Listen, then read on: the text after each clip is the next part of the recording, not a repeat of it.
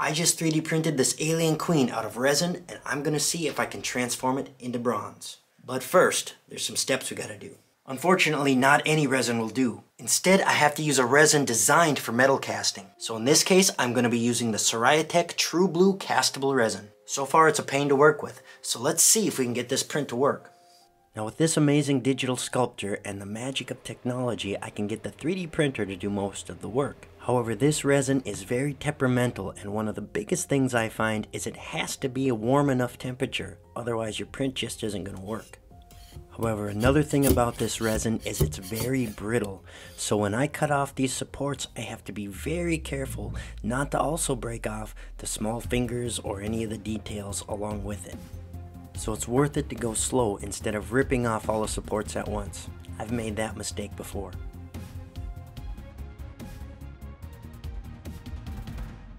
However, this half comes apart a lot cleaner than the other one, so I do rip them off. But it only reveals a flaw in the print. You can see this leg did not turn out for some reason, so I gotta do it again.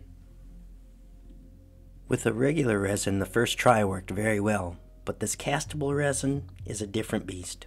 So getting it dialed in is going to take some time.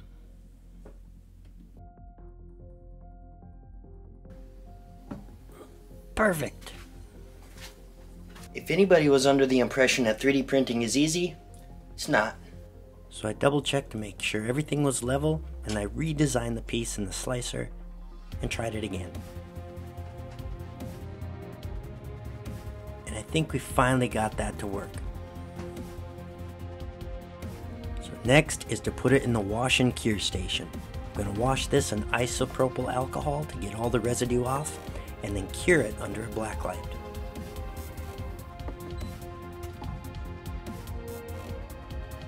So it took a few attempts, but we finally got a good print. And the detail of this just blows me away. Now if I were to cast this in wax, it would be a very complicated molding job. And even like the spines on the back, I'm not sure wax would flow into something that small. Maybe. Now I gotta assemble them and get them ready for casting. Once I make sure it fits together well, I then take some liquid resin and I use that as a glue. By spreading the liquid resin over, I can use a handheld blacklight to fuse it together. It's like welding it in place. It also ensures that I'll have a clean burnout. If I used a glue, maybe it wouldn't burn out completely during the burnout process, so I figure it's best to stay away from it. Now the piece is together, but I need to think, where am I going to add the sprues?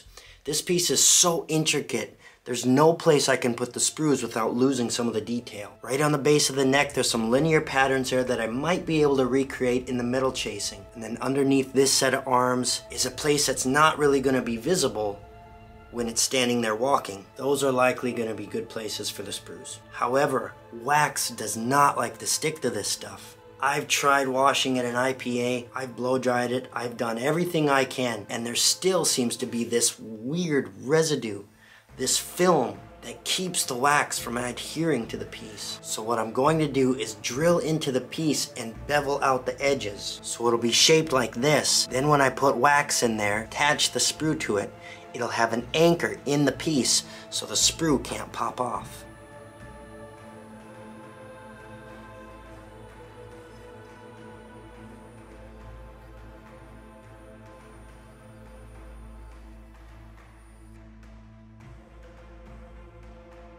Next, I'll fill that hole with wax and I'll have a solid anchor point to attach the sprues.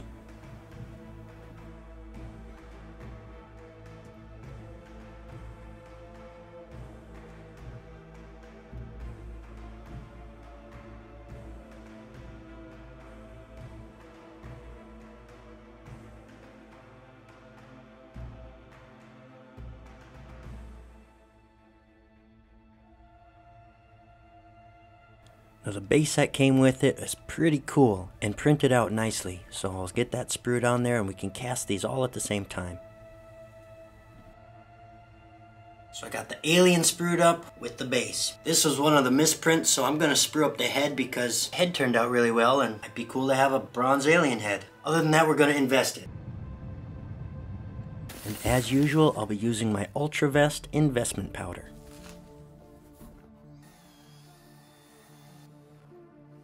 Since I won't be putting this in my vacuum chamber, I'm going to try to pour the investment very slowly to hopefully not trap any bubbles.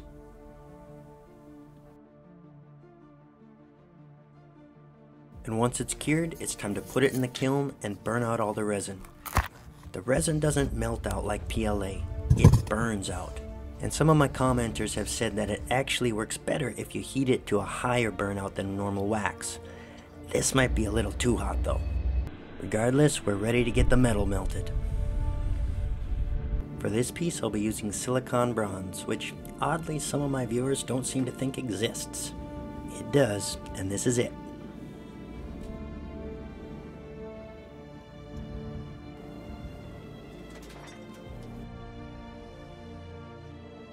This will be vacuum cast to help pull the metal into all those tiny little areas.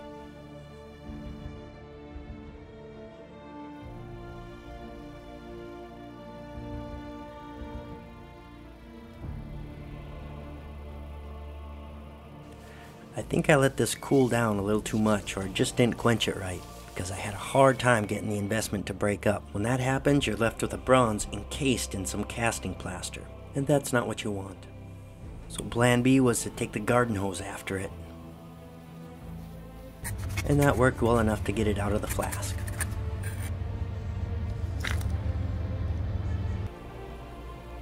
Well, I got it out of the flask, and it's definitely in there. There's some severe flashing going on here, some cracks that filled in with bronze. If I had a more powerful nozzle on the hose, this might be a good way to get the investment off. Right now all I got is my thumb nozzle. So I'm gonna get this good and dry, and then I'm gonna turn the sandblaster on it. It's looking good so far though.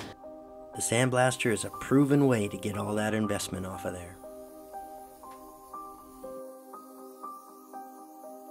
It looks amazing. Everything came out. I don't see a lot of metal shrinkage, but as you can see, there was some major cracking in the investment. I think what happens is the resin expands a lot as it heats up. It's a lot of pressure and it cracks that investment. So you see all along the crown. Of course, maybe that had something to do with me heating the snot out of it. Regardless, it's a great start. Let's keep going.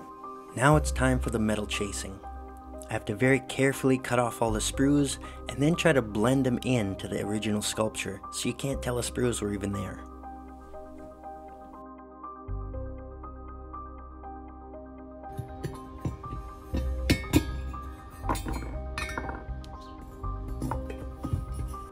The flashing is too thick to peel off, so I'm going to have to cut it off and then blend that in as well.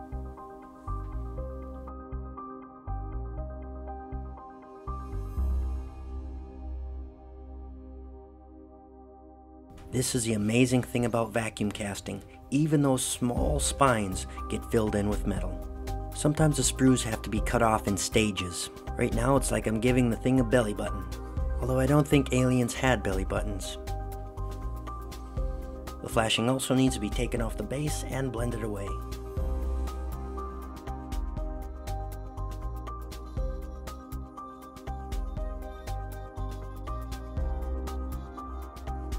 Since the head is the main focal point, I really have to be careful how I blend that in.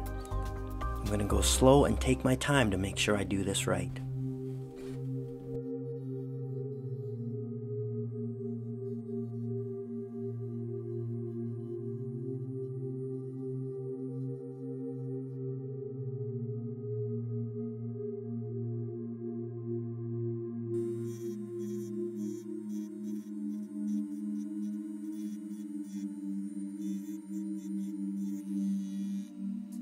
So the base turned out pretty good, but in one corner it didn't turn out well at all. It's all ratty looking. I'm not sure what happened, and I might not be able to fix this at all, but I'm going to try to take my TIG welder and fill this in and reshape it. I'll see if I can get it to look even close to okay.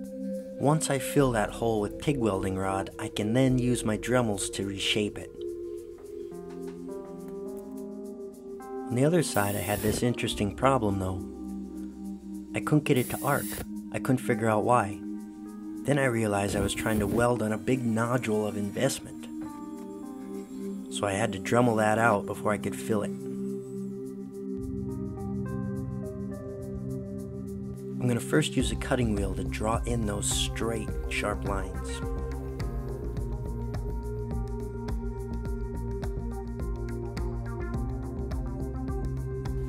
The sander will help flatten the welds.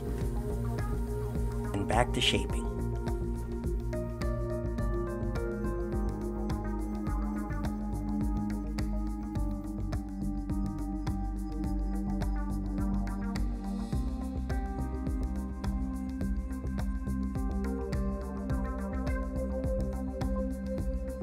And that kind of looks okay.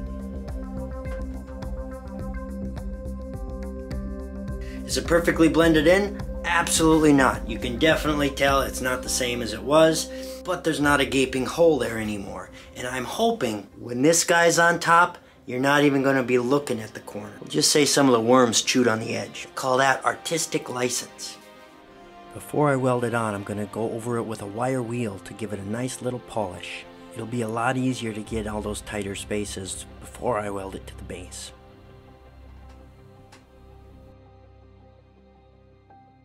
I really need to get a Fordham tool. This thing's just too bulky to get in there. So the queen and the base are getting all cleaned up. Now I need to attach the queen to the base, and that's a little bit scary. I'm going to use my welder and weld it on there, and then try to blend those welds away. The base has a lot of detail, which is both good and bad. The detail might help blend away the welds so you don't see them, but it's also more that you have to recreate in the welds.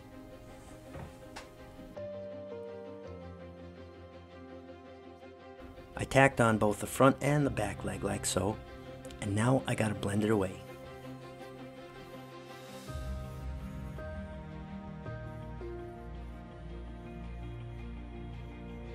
I'll hit it with the buffing wheel one more time, and it's starting to look pretty good, but it's far too shiny.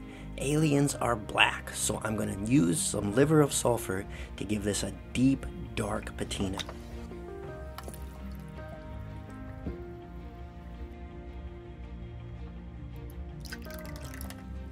That's more like it. A wire brush will give it a few highlights and give it that metallic luster, but still keep it pretty dark.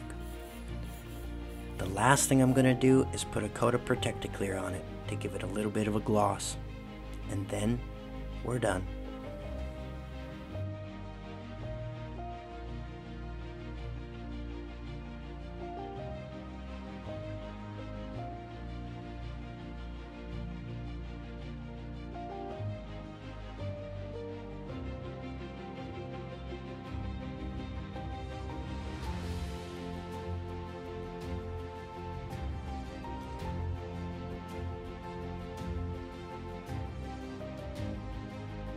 I'm really happy with how this turned out. Even with the repair job I did, I don't think you'd even know if I didn't tell you it was there. This one is for a friend, but I made a second one that I'll be auctioning off on eBay. Check below for that link. Let me know what you think. Thanks for watching.